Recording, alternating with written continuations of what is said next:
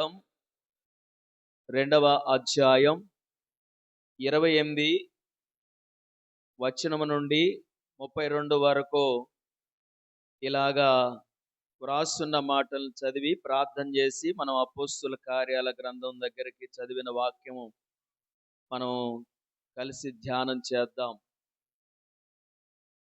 తరువాత నేను సర్వజనుల మీద నా ఆత్మను కుమ్మరింతును, మీ కుమారులను మీ కుమార్తెలను ప్రవచనములు చెప్పుదురు, మీ ముసలివారు కలలు కంటారు, మీ యవ్వనులు దర్శనములను చూతురు. ఆ దినములలో నేను పనివారి మీదనో పనికత్తెల మీదనో నా ఆత్మను కుమ్మరింతును, మరియు ఆకాశమందును భూమి అందును మహత్కార్యములను అనగా రక్తమును అగ్నిని ధూమ స్తంభములను కనుపరుచెదను.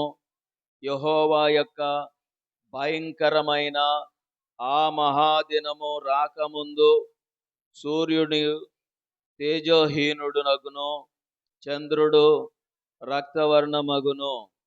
యెహోవా సెలవిచ్చినట్లు సియోను కొండ మీద యెరూషలేములోను తప్పించుకొనిన వారందరూ శేషించిన వారందరిలో యెహోవాను పిలుచువారు కనబడుదురు.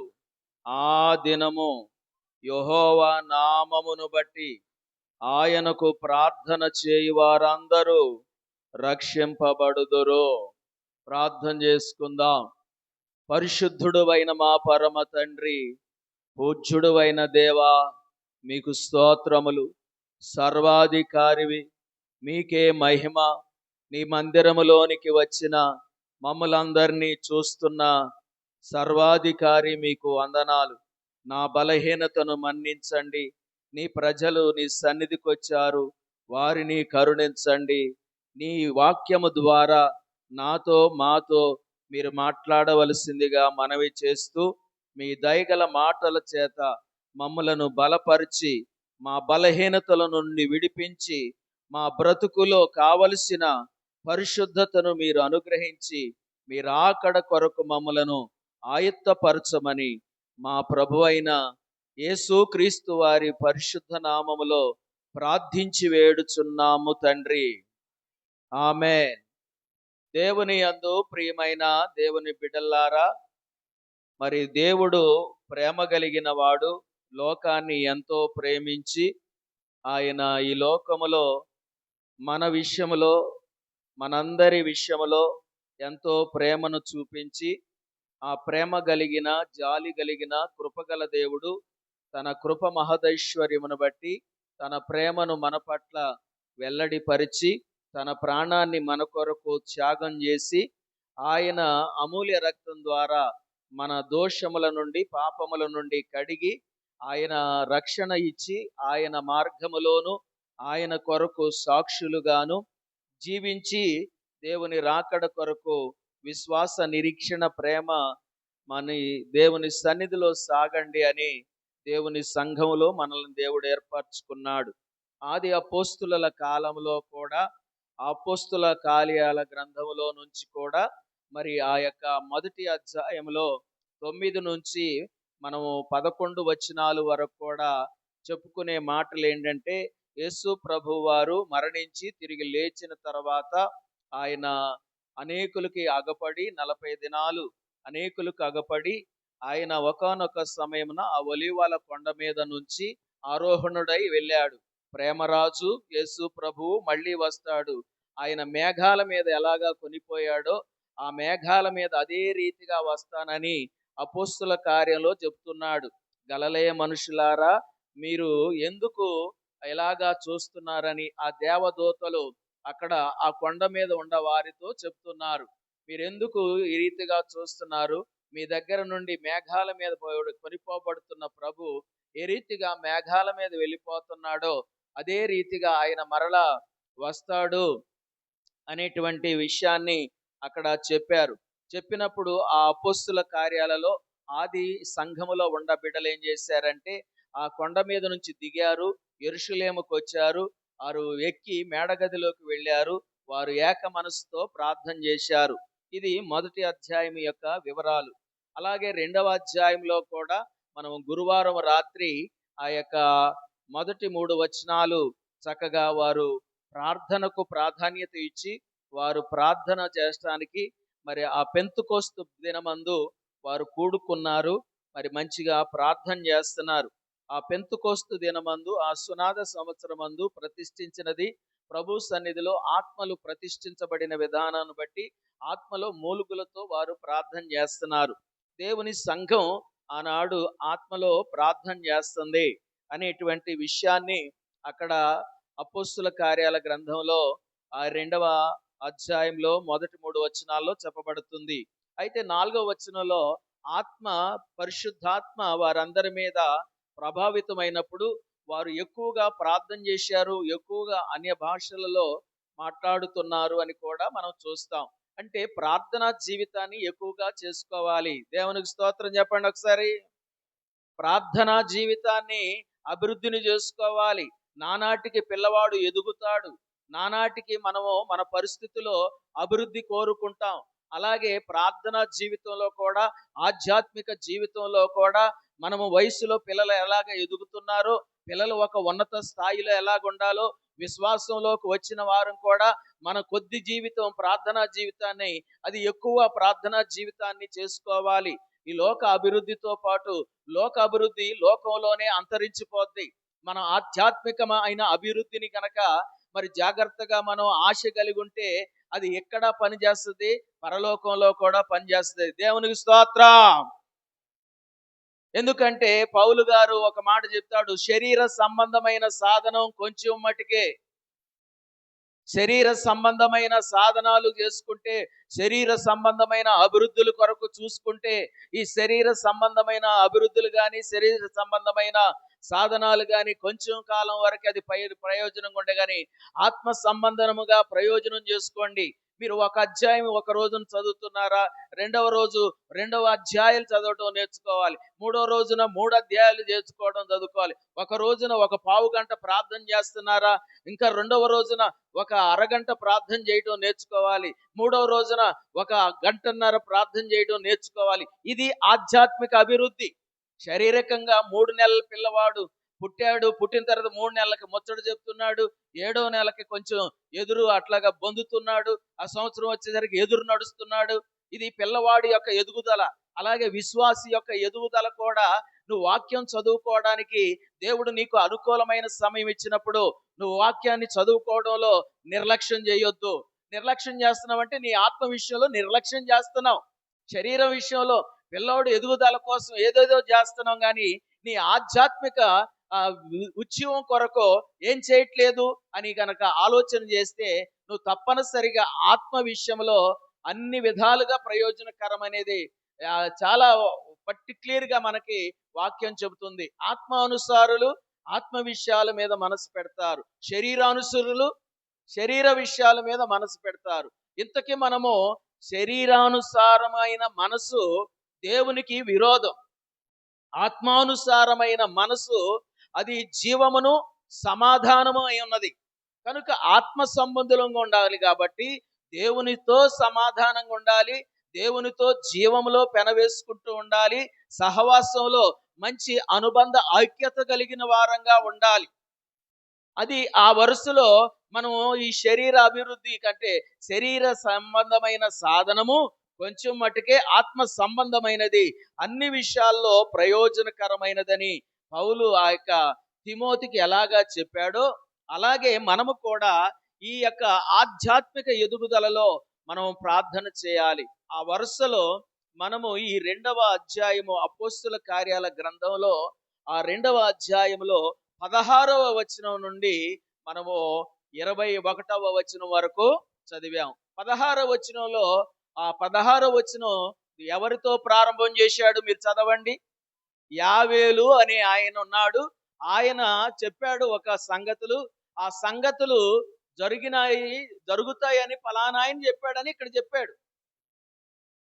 అందుకే మనము యావేలు గ్రంథాన్ని మనం చదవడానికి గల కారణం ఏంటంటే, యావేలు గ్రంథంలో మనం 2వ అధ్యాయంలో 28వ వచనం నుంచి ఇక్కడ మనం చదివిన ఈ యొక్క మరి 31వ వచనం వరకు ఏ వచనాలైతే ఉన్నాయో అదే వచనాల్ని ఇక్కడ అపోస్తుల కార్యంలో పరిశుద్ధాత్మ దేవుడు పరిశుద్ధాత్మ యొక్క నింపుదల చేత అక్కడ రాశాడు. యావేలు ప్రవక్త ఇక్కడ చెప్పాడు. ఏం చెప్పాడంటే ఇలాగా చెప్పాడు అని ఆ 17వ వచనం నుంచి ఆ యొక్క 21వ వచనం వరకు ప్రభు నామమును బట్టి ఏం చేయాలంట? 21వ వచనంలో ప్రభు నామమును బట్టి ఏం చేయాలి? మెదలకుండా కూర్చోవాలా? అటు ఇటు దిక్కులు చూడాలా? ప్రార్థన చేయకోకుండా ఉండాలా అని రాయబడిందంటే, మన వాక్యం చదవడం మనకి జాగ్రత్తగా అలవర్చుకుంటే, వాక్యం చదువుతున్నప్పుడు వాక్యంలో ఉన్న దేవుని యొక్క శక్తి ఏంటో మనకు అర్థమైతే, వాక్యానికి దేవుని వాక్యము దేవుడై ఉన్నాడు కనుక దేవుని భయం మన హృదయాల్లో ఉంటే తప్పనిసరిగా మనం పాపం చేయకోకుండా ఉంటాం, పరిశుద్ధంగా ఉంటాం, ప్రార్థన చేయకోకుండా కూడా ఉండలేం. దేవుని భయం బొత్తిగా ఉండబట్టే జరగవలసినవన్నీ జరుగుతున్నాయి. అందుకే దావీదు ఏమంటాడంటే, నీ వాక్యమును నా హృదయములో ఉంచుకొనుటను బట్టి నేనేం చేయలేకపోతున్నాను అన్నాడు. చెప్పండి మీరు, ఏం చేయలేకపోతున్నాడు? పాపం చేయలేకపోతున్నాడు. ఏముంచుకున్నాడు? వాక్యం ఉంచుకున్నాడు. వాక్యం ఎవరు అనుకున్నాం? చెప్పండి, అందరూ చెప్పండి. దేవుడే. దేవుని భయం ఉండాలి. అందుకే దావీదు రాసేటప్పుడు దేవుని భయము కలిగి, దేవునికి భక్తి కలిగి చాలా ఆయన కాన్ఫిడెంట్ గా ఉంటున్నాడు. ఒక గురి లేని వాడుగా ఉండట్లేదు, ఒక నిర్లక్ష్యంలా ఉండట్లేదు, అప్రమత్తంగా ఉండట్లేదు, ఆయన గురి లేని వాడుగా ఉండట్లేదు, వెలిచూపులతో ఆయన ఉండట్లేదు. ఆయన యొక్క నిరీక్షణ, ఆయన యొక్క గురి, ఆయన యొక్క ఉన్నతమైనది. 4వ కీర్తనలో కూడా 4వ వచనంలో అంటాడు, భయము నొంది పాపము చేయకండి అన్నాడు. ఏమని అందాలి? భయం పడండి అయ్యా, దేవునికి భయపడండి, వాక్యానికి భయపడండి. వాక్యానికి భయపడి, దేవునికి భయపడి మన మాట చాలా జాగ్రత్తగా ఉండాలి, మన ఆలోచన చాలా జాగ్రత్తగా ఉండాలి, మన చూపులు చాలా జాగ్రత్తగా ఉండాలి. ఎందుకంటే మనిషి జీవితాన్ని అంతటిని కూడా స్కానింగ్ చేయగలిగిన సర్వాధికారి మనల్ని ప్రతి క్షణం స్కానింగ్ చేస్తున్నాడు. మనం ఏదో రోగం వచ్చినప్పుడు ఈ జ్వరం ఏమిటని రక్త పరీక్ష చేసుకోవడానికి ఆ జ్వరం తగిలినప్పుడు వెళ్తాం. ఏదైనా కొంచెం బాగా ఇబ్బంది పడుతున్నామంటే బాడీ స్కానింగ్ తీసుకుంటున్నాం. ఆ బాడీ స్కానింగ్కి వెళ్తే అక్కడ చెప్తారు మనకి, ఏం చెప్తారు?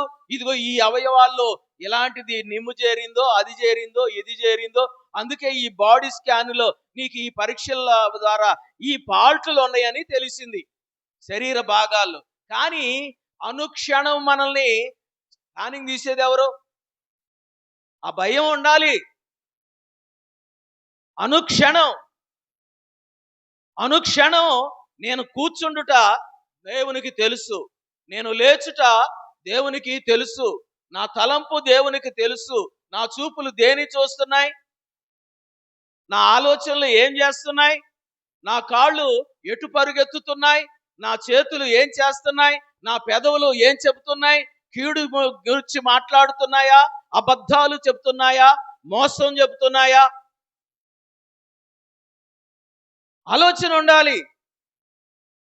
అందుకే భయము నొంది ఏం చేయొద్దు? భయము నొంది పాపము చేయొద్దు. బైబిలు చదువుకుంటున్నప్పుడు బైబిలు మనకు జాగ్రత్తగా మనసు పెట్టితో, అల్లరితో కూడిన ఆటపాటలైనను పోకిరి శాస్త్రలైనను మీరు చేయండి అని చెప్పిందా బైబిల్?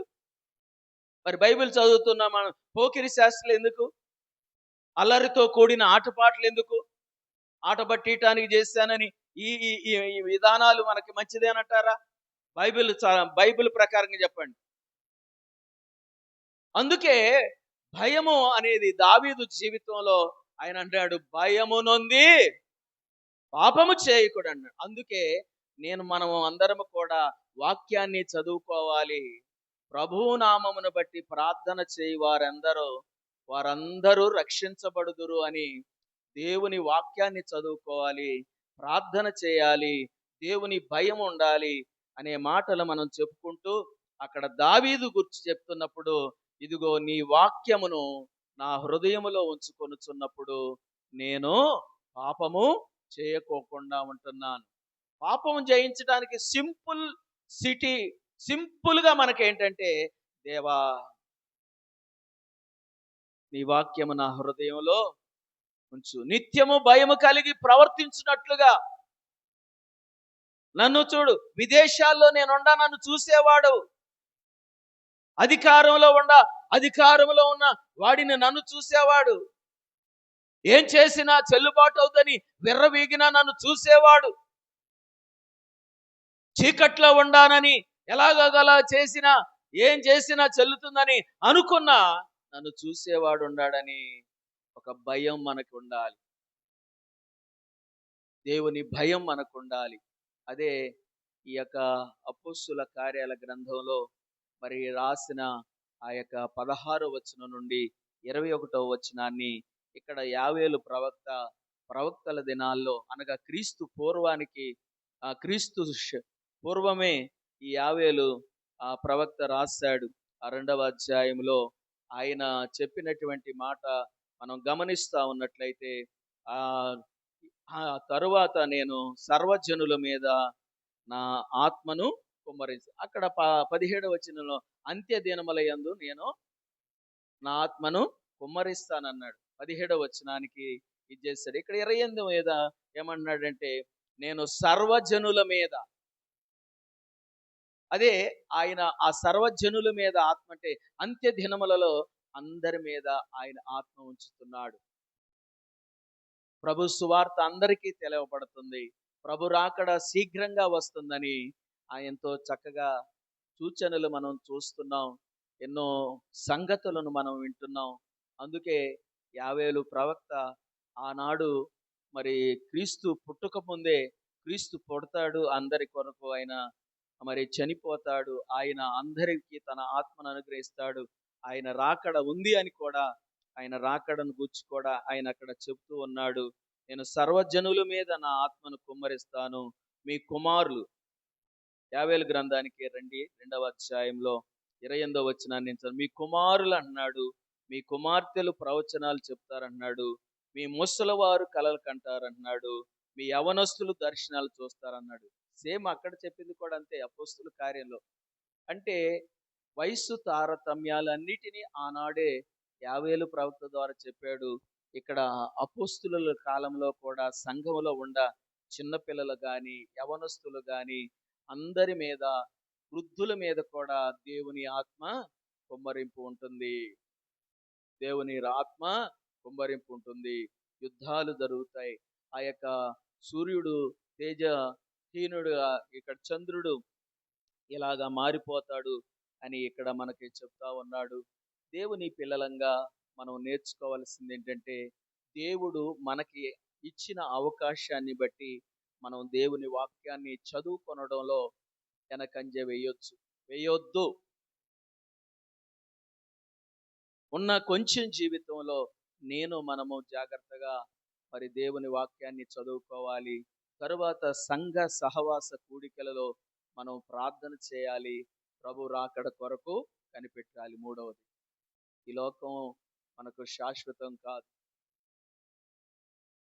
నమ్మకు ఈ లోకాన్ని, అమ్మకు నీ జీవితాన్ని. ఈ లోకం మనకి శాశ్వతం కాదండి. ఏదో ఒక రోజున వెళ్ళిపోతాం. దేవుడు ఎప్పుడు పిలుస్తాడో అప్పుడు నేను రెడీగా వెళ్ళిపోవటానికి సిద్ధపడాలి. నేను సరి చేసుకోవాల్సిన ఏమన్నా ఉంటే సరి చేసుకోవాలి. నేను రాను, నేను ఇక్కడే ఉంటాననటానికి నాకు పర్మిషన్ లేనే లేదు. ఎందుకంటే మరణం ముందు ఆ యొక్క ఎవరు ఎప్పుడు ఏ రీతిగా దాగలేరు. ఎండ చలి గాలి వాన పట్టనిది, బలము కలది, భయంకరము అది. ప్రభు పిలుస్తాడు. రాకడకు ఒక పక్కన సూచనలు జరుగుతున్నాయి. ఇశ్రాయేలు దేశం మీద యుద్ధం జరుగుతూ ఉంది. ఇశ్రాయేలు దేశంలో ఆ యొక్క ఎర్రపేయిలు పరీక్షించబడుతూ ఉన్నాయి. అవి మరి బలి అర్పించడానికి స్థలాలు కూడా సిద్ధంగా ఉంటా ఉన్నాయి. ఒక పక్కన యుద్ధ సమాచారాలు, ఒక పక్కన రక్తహీనతలు, అరాచకాలు, ఎంత నెమ్మది లేని పరిస్థితులు మనం చూస్తా ఉన్నాం. ఇటీవల కాలంలో భయంకరమైన వర్షాలు, ఆ భయంకరమైన వర్షాలు ఒక సమయంలో ఏకదమ్ముగా పట్టజాలనంతే విస్తార వర్షాలు వచ్చేసి ఆ ప్రాంతాలు జలమయంతో మునిగిపోతున్నాయి. మనం చూసినప్పుడు గత ఆగస్టు నెల 1వ తారీఖున మనం చూస్తే, గత సంవత్సరం 2024 ఆగస్టు 31వ తారీఖు కురిసిన ఆ బీభత్సమైన వర్షం ఆ యొక్క ఆగస్టు 1వ తారీఖు ఆదివారానికి ఎక్కడ చూసిన విజయవాడ పట్టణమే కానీ మన అన్ని ప్రాంతాల్లో చెరువులు, కట్టలు తెగిపోయి ఎక్కడ చూసినా జలమయమైపోయినాయి. అటివాళ పరిస్థితులు మరి జాగ్రత్తగా మనం చూస్తే ఇప్పుడు కూడా, నిన్న మొన్న కూడా పేపర్లో చూస్తుంటే వర్షాలు కురిసినప్పుడు జలాలు ఎంత భయంకరంగా ఇదవుతున్నాయో, ఇవన్నీ రాకడకు సూచనలు. అందుకే మనము ఏది ఏమైనా సరే, యవ్వనస్తులైనా కానీ, చిన్న పిల్లలే కానీ, వృద్ధ వయస్సులో ఉన్నవారే కానీ, మరి ఏ వయసులో ఉన్నవారు కూడా ఏం చేయాలంటే, ప్రభు ఆత్మ మనల్ని బలపరుస్తున్నప్పుడు, ప్రభు ఆత్మ మనల్ని, పరిశుద్ధాత్మ దేవుడు మనల్ని హెచ్చరిస్తున్నప్పుడు ప్రభు భయాన్ని కలిగి మనం ప్రార్థన చేయాలి. ప్రభు సన్నిధిలో మరి బలమైన విశ్వాసాన్ని కలిగి ఆ రాకడ కొరకు ఎదురు చూసేవారిగా ఉండాలి. అప్పుడే మన జీవితాల్లో ప్రభు పిలిచిన పిలుపుకి మనం లోబడి, మనం వాక్యం చదువుకున్నట్లో మనం ఆసక్తి కలిగిన ప్రజలుగా జీవించాలని వాక్యం ద్వారా మనకు తెలియపరచబడుతుంది. అదే ఆత్మ సంబంధమైన సాధనం, అన్ని విషయాల్లో ప్రయోజనం, ప్రభు రాకడలో కూడా ఎత్తబడడానికి అవకాశం. రెండవది ఏంటంటే, వాక్యం చదువుకొనడంతో పాటు రెండవది ఏంటంటే, మనం విసుకక నిత్యము ప్రార్థన చేయాలి. విసుకక నిత్యం ఏం చేయాలి? ప్రార్థన చేయాలి. ఈ ప్రార్థన శక్తిని మనం కలిగిన వారం ఉండాలి. మూడవది ఏంటంటే, ప్రభు రాకడ ఉంది. ప్రభు రాకడ ఉంది. ప్రభు రాకడ కొరకు నేను సిద్ధపడిన వారిని తన ప్రియ సంఘానితో దేవుడు చెప్తున్నాడు. ప్రేమరాజు యేసు ప్రభు మళ్ళీ వస్తాడని చెప్పిన ఆ పాట, అదంతా రాకడ గురించే. అది రాకడ. ఇద్దరు తిరగలి విసురుతుండగా పొలములో ఇద్దరు పని చేస్తున్నారు. ఒకళ్ళు ఎత్తబడుతున్నారు, ఒకళ్ళు విడవబడుతున్నారు. విడవబడే బ్యాచ్ లో ఉండొద్దు. రక్షించబడకపోతే విడవబడతావు. రక్షించబడి కూడా నీ జీవితంలో ఇంకా మరి ప్రార్థనా జీవితం, వాక్య పఠనం, దేవుని భయం లేకోకుండా, దేవుని రాకడ కొరకు నిరీక్షణ లేకుండా ఉన్నామనుకోండి, తినుమా తాగుమా అనుకుంటా ఉంటే అది తప్పనిసరిగా సిద్ధపాటు లేనివారు. ఎందుకంటే 10 మంది కన్యకలు ఏ పెండ్లి కుమారుని ఎదుర్కొనటానికి బయలుదేరారు. ఆ 10 మంది కన్యకలలో కూడా సిద్ధపడ్డవారు పెండ్లి కుమారునితో పాటు పెండ్లి విందులోకి వెళ్ళారు. సిద్ధపడని వారు, సిద్ధుల్లో నూనె లేని వారు నూనె కొనుక్కోవటానికి వెళ్ళారు. కొనుక్కొని వచ్చే టైం లోపులోనే గేట్లు వేయబడ్డాయి. తర్వాత వచ్చి అయ్యా అయ్యా అయ్యా అయ్యా అయ్యా అయ్యా అన్నాను. సిద్ధపడినట్టే ఉండారు. వాళ్ళు కన్యకలే, వీళ్ళు కన్యకలే. రెప్పపాట్లో యేసు ప్రభు వచ్చినప్పుడు, రెప్పపాట్లో పెండ్లి కుమారుడు వచ్చినప్పుడు వాళ్ళు విడువబడ్డారు, వీళ్ళేమో మరి ఎత్తబడ్డారు. కాబట్టి మనం విడువబడే బ్యాచ్ లో ఉండకూడదు, ఎత్తబడే బ్యాచ్. అందుకే రాకడ కొరకు. అందుకే ఇక్కడ మనము యావేలు గ్రంథంలో ఈ 2వ అధ్యాయము 31వ వచనంలోను, అలాగే అపోస్తుల కార్యాల గ్రంథం ఆ 2వ అధ్యాయంలో ఆ 16వ వచనంలో కూడా, 21వ వచనంలో కూడా చెప్పిన మాట ఏంటంటే, ప్రభువు నామమును బట్టి ప్రార్థన చేయవారెవరో వారే రక్షణ పొందుతారు, రాకడలో ఎత్తబడతారు. ప్రభు నామమును బట్టి ఎవరైతే ప్రార్థన చేస్తున్నారో వారు రక్షణలో ఎదుగుతారు. రక్షణలో ఎదిగి విశ్వాసములో దేవుని రాకడలో ఎత్తబడతారు. అందుకే యేసు ప్రభు వారు అంతము వరకు సహించిన వాడే రక్షించబడతాడంటాడు. అంతం వరకు గ్రహించినవాడు. అందుకే ఆ యొక్క మత్తయి సువార్తలో 24వ అధ్యాయంలో 11, 12, 13 వచనాలు చదివి మనం మోకరించి ప్రార్థన చేసుకోబోతున్నాం. చూడండి, ఈ యొక్క రక్షణను గూర్చి ప్రభు నామమును బట్టి ప్రార్థన చేయవారు ఎవరో వారు రక్షించబడదురు అన్న దానికి ఇక్కడ మనం మత్తయి సువార్తలో ఈ 24వ అధ్యాయములో ఆ రాకడలో విషయాన్ని గూర్చి చెబుతూ అక్కడ 11వ వచనం నుంచి ఆయన ప్రభు మాట్లాడిన మాటలు 13 వరకు చదువుదాం. చూడండి. అనేకులైన అబద్ధ ప్రవక్తలు వస్తారు, పలువురిని మోసపరుస్తారు. అంటే దేవుని ఆత్మ మనల్ని ప్రార్థన చేయండి అని ప్రోత్సహిస్తుండగా దేవుని బిడ్డలో దేవుని ఆత్మ కలిగి ప్రార్థన చేయాలి. అంతేగాని వేరే వారు ప్రార్థనకి వెళ్ళిపోయినా పర్లే, ఇది అది అని ఏదోదో సంగతులు ఎక్కడెక్కడో గడిపి అనేకులు మోసపరిచే వాళ్ళు ఉంటారు. మోసపరిచే వాళ్ళ మాటలు వినొద్దు అని 24 అధ్యాయం 11 వచనం చెప్తున్నాడు. 12 వచనంలో ఏమంటున్నాడు? అక్రమము విస్తరించడం చేత అనేకుల ప్రేమ అనేకమైన పనులు పెట్టుకోవద్దు. ప్రార్థనల సమయం అన్నప్పుడు ప్రభు రాకడ కొరకు జాగ్రత్త కలిగి ఉండాలి. రాకడకు మరి చాలా అనేక సూచనలు జరుగుతూ ఉన్నాయి. ఇదిగో అక్రమము విస్తరించడం ద్వారా అనేకుల ప్రేమ ఏమవుతుందంటే చల్లారిపోతుంది. యేసు ప్రభు వారు కూడా అన్నాడు, మార్తా మార్తా, నువ్వు అనేకమైన విస్తారమైన పనులు పెట్టుకున్నావు, అవసరమైంది పెట్టుకోవట్లేదు. కనుక ప్రార్థనకు కొంచెం సమయం ఇవ్వండి. ఇదిగో దేవుని మాటలు చదవటానికి, దేవుని మాటలు వినడానికి కొంచెం సమయం ఇవ్వండి అని. అందుకే అక్రమము అనేది విస్తరించడం ద్వారా అనేకుల ప్రేమ అనేది చల్లారిపోతుందంట. 13వ వచనం అందరం చదువుదాం. చూడండి 13వ వచనం. అంతము వరకు సహించిన వాడెవడో వాడే రక్షించబడు. అదే ప్రభు నామమును బట్టి ప్రార్థన చేసిన వాడెవడో వాడే రక్షణ. అంటే ప్రభువుతో ప్రారంభించాం, మనం ముగింపు కూడా ఎవరితో ఉండాలి? అప్పుడే రక్షణకు అర్థం, రాకడకు అర్థం ఉంటుంది. అట్టి కృప మనకి దేవుడు తన వాక్యం ద్వారా మాట్లాడుచుండగా దేవుడు మాట్లాడిన మాటలను బట్టి మన మనస్సులో జాగ్రత్తగా ఆలోచించి రక్షణ పొందిన వాళ్ళు రక్షణ కొరకు ప్రార్థించండి. రక్షణ పొందిన వారు పరిశుద్ధ జీవితం కలిగి ప్రభు రాకడలో ఎత్తబడటానికి మనం ప్రార్థన చేసుకుందాం. ప్రభు ఈ మాటలు దీవించును గాక. మోకరించండి.